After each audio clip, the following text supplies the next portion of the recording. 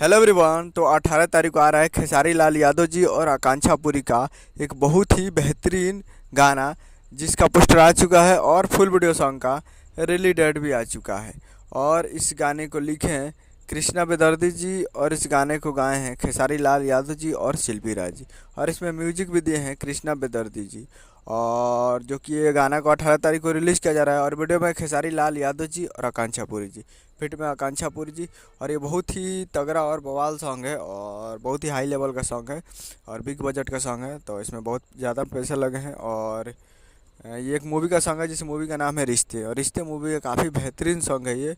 और काफ़ी ज़बरदस्त है। और फुल वीडियो सॉन्ग को रिलीज़ किया जा रहा है। फुल वीडियो सॉन्ग रिलीज 18 मार्च 2025 को सुबह 6:30 AM पे ये फुल वीडियो सॉन्ग को रिलीज़ किया जा रहा है। यानी कल 18 तारीख को सुबह 6:30 पे फुल वीडियो सॉन्ग के लिए तैयार रहिएगा, जो कि काफ़ी बेहतरीन सॉन्ग है।